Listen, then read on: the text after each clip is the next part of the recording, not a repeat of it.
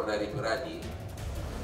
Satu, sejak dia mencalonkan diri yang ketiga, saya sebenarnya secara pribadi tidak setuju. Tapi karena dia teman, saya diamkan. Bahkan saingannya, Ricardo Simanjuntak minta saya untuk kampanye mendukung dia, saya tolak Ricardo karena Otto teman saya.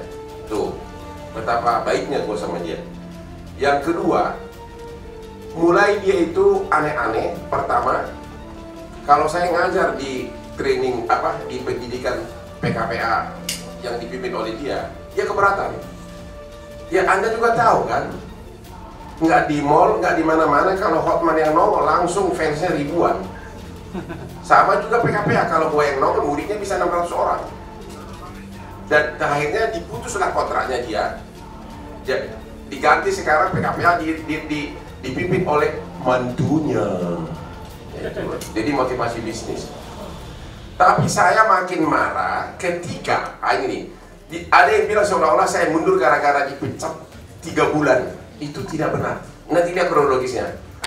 Tanggal 4 Maret, waktu dia pembekalan advokat yang baru dilantik di Surabaya ya. Ini ada videonya. Saya kira kalian punya semua. Ini udah jadi ngetop sekarang. Nanti akan saya posting di Instagram saya. Di sini benar-benar ini dia nih. Anda sudah tahu ini ya. Di sini dia yang mengatakan intinya menjelek-jelekkan saya seolah-olah saya itu advokat mencari uang murni. Seolah-olah kalau dia bilang kalau cuma Lamborghini aja, dia bilang juga saya memamerkan wanita. Intinya jangan kalian seperti itu, kata dia kepada ratusan advokat. Jadi, dan itu berulang-ulang, berlanjut lagi di Jakarta. Pertama, kita lihat dulu soal pamer mobil. Kalau saya pamer mobil, apakah itu kaitannya dengan profesi sebagai advokat? Itu total berbeda. Lagi pula, yang sangat menggelikan, saya merasa geli. Justru di Instagram dia pamer dia mobil-mobil mewah, bahkan pesawat. Ya, coba di Instagram dia, yang saya juga kalau kalian nggak punya udah posting di saya. Bahkan kalau naik pesawat pun di first class dipamerkan sama istrinya. Jadi yang pamer siapa? Yang kedua, soal pamer sama wanita. Dia semua udah tahu bahwa salah satu bisnis saya sekarang yang terhebat di dunia, bukan lagi di Indonesia, adalah Club Holy Wing. Yang itu sudah, asetnya sudah nggak kehitung lagi. Sudah 38 outlet. Jadi kalau saya datang ke sana, masa saya temannya laki-laki kayak dia? Masa tongkat sama tongkat? Itu kan menyediakan tempat dansa. Ya tentu saya didampingi cewek cantik. Dan kita berdansa-dansa. Belum pernah di dunia ini ke bar berdansa itu pakai jas. Saya kalau ke bar selalu pakai jas. Jadi di mana pornografinya?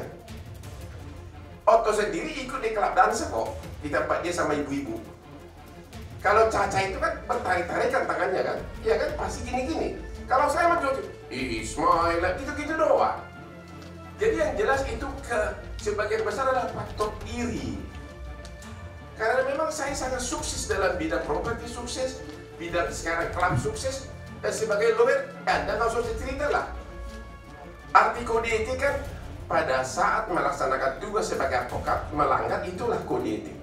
Kalau memang memamerkan mobil itu, kalau memang kelakuan kita di luar praktek pengacara melanggar kode etik, kenapa waktu waktu Otto sebagai mediasi kasus Hotma, si Tompul dan istrinya Desi, dia tahu bagaimana kelakuan si Hotma, bagaimana perkawinannya, kenapa nggak ditindak? Kalau itu dianggap melanggar ya, kalau ya, ternyata kan enggak.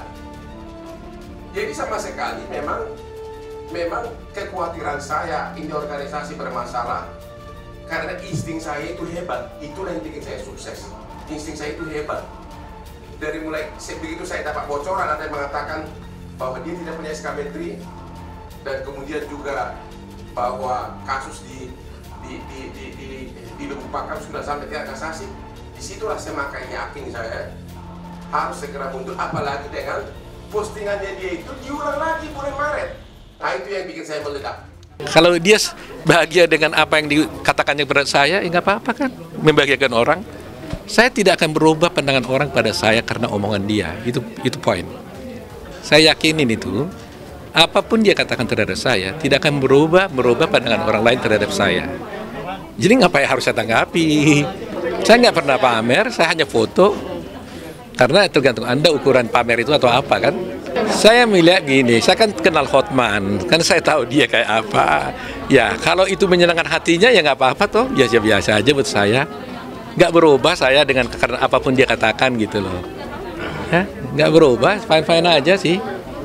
Dia mau ngomong apapun ya biarin aja lah, nggak ada masalah. Hotman Paris Hutapea terbukti melanggar kode etik dan diberhentikan sementara dari profesi advokat. Segala di dalam kehidupan kita, di samping agama, ada yang lebih penting juga dan sama pentingnya adalah etika. Kita hidup harus beretika. Kalau kita hidup tidak beretika, finishlah. Bisa kita saksikan apa yang sudah dia lakukan. Dan sudah dilakukan putusan yang menyatakan dia melanggar etika profesinya dan diberhentikan untuk sementara. Ya, saya bacakan di sini. Satu, supaya jelas nih bahwa saya tidak pernah dihukum melanggar kode etik advokat.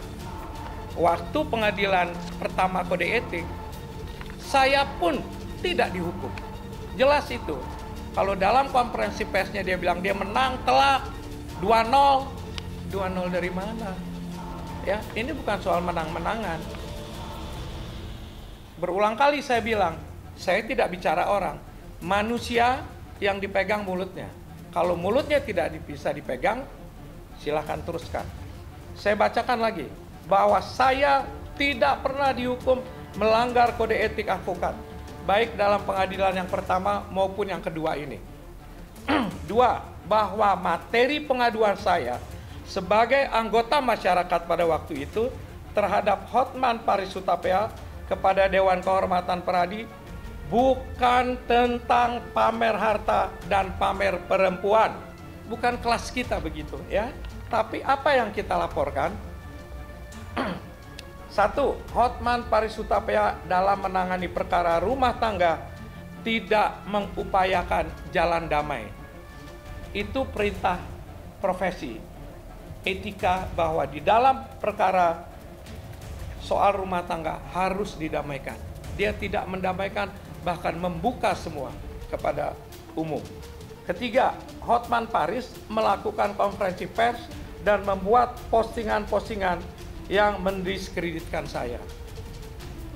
Tiga, bahwa adapun amar putusan Majelis Dewan Kehormatan Pusat yang sekarang ini nomor sekian nanti bisa dibaca, menyatakan terbanding teradu Hotman Paris Hutapea terbukti melanggar pasal 6 huruf B, D, dan F Undang-Undang nomor 18 tahun 2003 tentang advokat, pasal 4 huruf A dan pasal 3 huruf G dan H Kode Etik Advokat Indonesia, menghukum terbanding teradu Hotman Paris Hutapea berupa pemberhentian, ada kata-kata sementara, dari profesi advokat selama 3 bulan.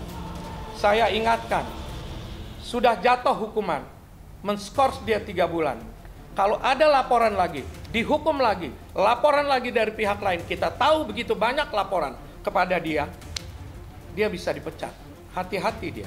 Untuk kebaikan dunia advokat kita. Saya keluar jauh sebelumnya.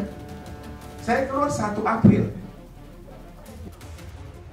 Jadi tidak ada, bukan karena saya mau ditindak sama Dewan Kehormatan saya keluar.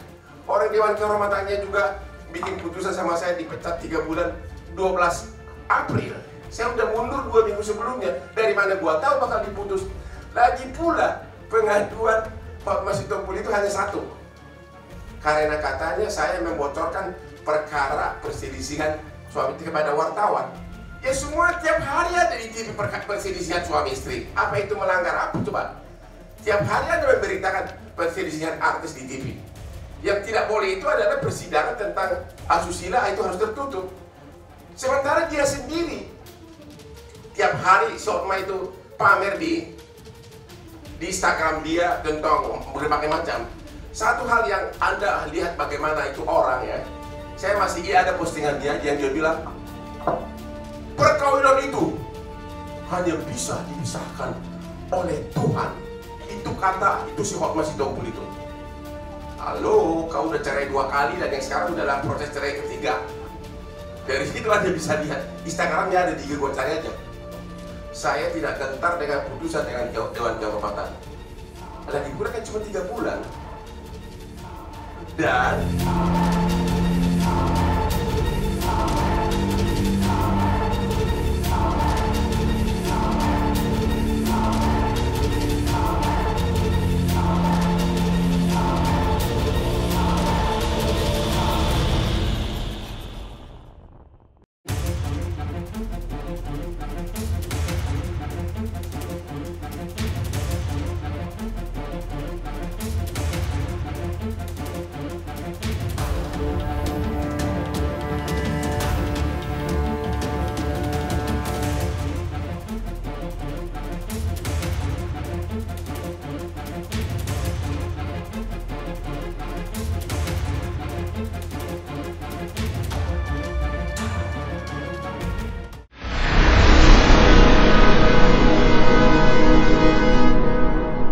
jadi jangan lupa untuk subscribe Cumi Cumi.